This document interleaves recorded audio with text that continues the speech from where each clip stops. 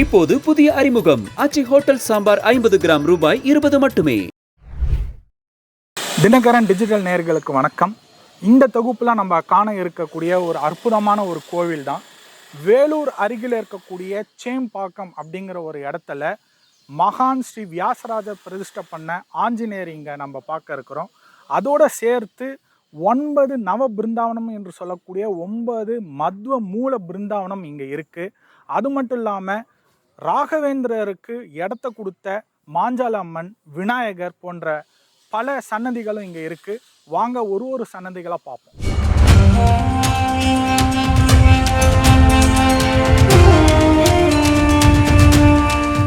கோயிலுடைய வலது பக்கம் வந்தோம் அப்படின்னு சொன்னால் இங்கே மாஞ்சால அம்மன் இருக்காங்க. பல பேருக்கும் மாஞ்சால அம்மன் யாருன்னு தெரிஞ்சிருக்கும். நம்ம ராகவேந்திர படத்தில் கூட மாஞ்சால அம்மனை ஒரு முக்கிய கதாபாத்திரத்தில் காட்டியிருப்பாங்க. மகான் ஸ்ரீ ராகவேந்திரர் அவருடைய கடைசி காலத்தில் மூல பிருந்தாவனம் ஆகிற சமயத்தில் மாஞ்சாலி அப்படிங்கிற ஒரு கிராமத்துக்கு அவங்க வராங்க. வர சமயத்தில் காட்டில் தீ பற்றிக்கிட்டு எரியுது. அப்போ அந்த காட்டுக்குள்ளார ஒரு பெண்மணி மாட்டிகிட்டு இருக்காங்க. அந்த சமயத்தில் ராகவேந்திரர் சுவாமி என்ன பண்ணுறதுன்னு தெரியாமல் வருண பகவானை நினச்சி ஒரு பாடல் பாடுறாரு. அப்போ மழை கொட்டுன்னு கொட்டி அங்கே தீ பிடிச்ச காட்டை அணைக்கிறாங்க. அப்போது அந்த பெண்மணி ராகவேந்திர சுவாமிகிட்ட ரொம்ப நன்றி, என்னை நீங்கள் காப்பாற்றிட்டீங்க அப்படின்னு சொல்லும்போது ராகவேந்திரர் சொல்கிறாரு, நீ எனக்கு நன்றி சொல்லாமா, நான் இது உன்னோட இடம் இல்லை அப்படின்னு சொல்லி அவங்களுடைய சுய ரூபத்தை ராகவேந்திர சுவாமி பார்க்குறாரு. அந்த சுய ரூபம் தான் மாஞ்சாலி அம்மன். கோவிலுடைய இடது பக்கம் வந்தோம் அப்படின்னு சொன்னால் இங்கே ஒரு விநாயகர் சன்னதி இருக்குது. இந்த விநாயகர்கிட்ட மத்வ சம்பிரதாய பிரகாரம் நாமம் முத்திரை எல்லாம் அணிஞ்சிருக்கிறாங்க. மாஞ்சால அம்மனை தரிசித்து அப்படியே இங்கே வந்தோம் அப்படின்னா நடுவில் 2 மூல பிருந்தாவனம் இருக்குது. ஒன்று கம்பாலு ராமச்சந்திர தீர்த்தர், இன்னொன்று ஸ்ரீபதி தீர்த்தர் அப்படின்னு 2 மூல பிருந்தாவனம் இருக்குது. மிகப்பெரிய பழமையான பிருந்தாவனம். அதாவது பார்த்தா அவங்களுடைய காலகட்டம் பார்த்தோம்னா கம்பாலு ராமச்சந்திர தீர்த்தர் பார்த்தோம்னா 1612, அதாவது 1612ஆம் ஆண்டுலேருந்து 1632ஆம் ஆண்டு வரை அவங்க அவங்களுடைய காலம் இருக்குது. அதே மாதிரி இவருடைய குரு அப்படின்னு நம்ம பார்த்தோம் அப்படின்னு சொன்னால் ஸ்ரீபதி தீர்த்தர், அதாவது 1598லேருந்து 1612ஆம் ஆண்டு வரை அவங்களுடைய காலம்னு சொல்லப்படுது.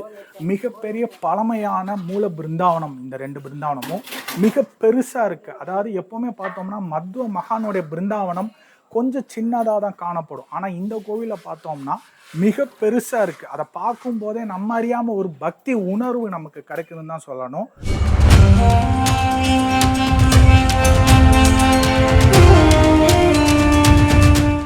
ஸ்ரீ கம்பாலு ராமச்சந்திர தீர்த்தர், ஸ்ரீபதி தீர்த்தர் ஆகிய பிருந்தாவனத்தை தரிசித்து அப்படியே வலமாக வந்தோம் அப்படின்னா மொத்தம் 3 பிருந்தாவனம் அது அருகிலே இருக்குது. ஒன்று ஸ்ரீ பூ வராக உடையார் தீர்த்தர், அப்புறம் ஸ்ரீ ரகுநாத உடையார், ஸ்ரீ கோவிந்த மாதவ உடையார் அப்படின்னு ஒரு 3 பிருந்தாவனம் இருக்குது.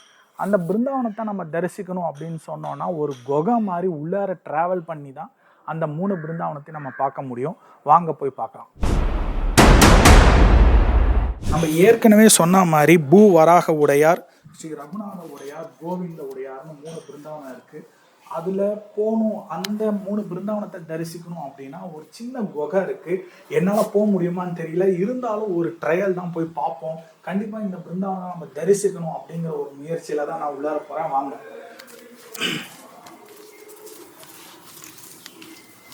ரொம்ப குறுகியதான ஒரு இடம் தான் இங்கே. இந்த இடத்த ட்ராவல் பண்ணி தான் அந்த 3 பிருந்தாவனம், அதாவது அந்த 3 மகான்களுடைய மூல பிருந்தாவனத்தை நம்மளால தரிசிக்க முடியும். உயரமா இருக்கிற நபர்கள் பார்த்தா ரொம்ப குனிஞ்சு தான் போகணும்.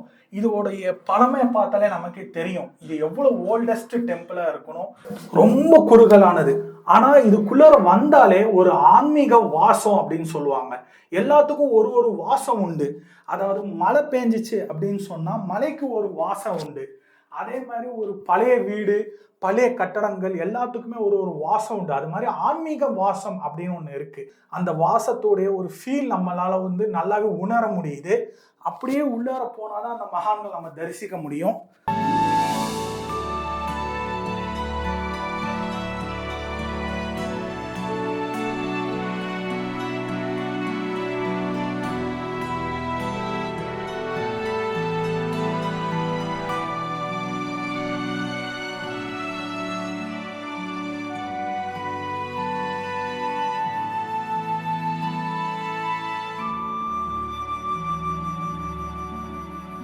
குகையில் நம்ம பயணம் செஞ்சு அதுக்குள்ளார நம்ம டிராவல் ஆனால் மட்டும்தான் 4 மூல பிருந்தாவனங்களை நம்மளால் பார்க்க முடியுது.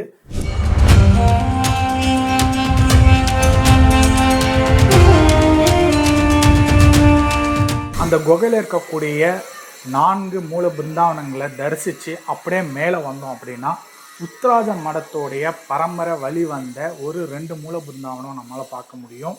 ஒருத்தருடைய மூல பிருந்தாவனம் சத்யாதிராஜ தீர்த்தர் அப்படின்னு சொல்லக்கூடிய ஒருத்தருடைய மூல பிருந்தாவனம், ஒருத்தர் வித்யாபதி தீர்த்தர் அப்படின்னு சொல்லக்கூடிய ஒரு சன்னியாசியோட பிருந்தாவனம். இந்த 2 பிருந்தாவனமே பார்த்தோம்னா உத்தராஜ மடத்தோடைய வழி வந்த மூல பிருந்தாவனம் அப்படின்னு சொல்லிட்டு இருக்கிறாங்க. அந்த மூல பிருந்தாவனம் பக்கத்திலே பார்த்தோம்னா ஆஞ்சநேயர் சுவாமியும் இருக்கிறாரு. இது மூல பிருந்தாவனம் மேலே பார்த்தா சாலிகிராமம் இருக்கு. சாலிகிராமம் மேலே சக்கரானிக்கு என்று சொல்லக்கூடிய ஒரு அற்புதமான ஒரு சாணத்தியம் நிறைந்த ஒரு கல்லும் நம்மளால் பார்க்க முடியும். இங்கும் கூட 2 அனுமர் நம்மளால் பார்க்க முடியுது. வியாசராஜர் பிரதிஷ்டை பண்ணாத 2 அனுமன்.